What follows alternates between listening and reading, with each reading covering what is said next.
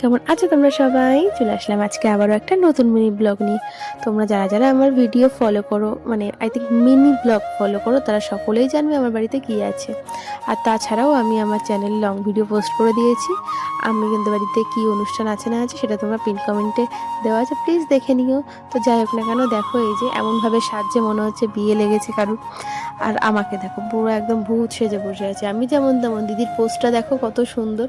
তারপর দুই বোন মিলে চলে আসলাম আলপনা দিতে। আমরা কিন্তু অতটাও ভালো আলপনা দিই না, প্লিজ কেউ জাজমেন্ট করো না।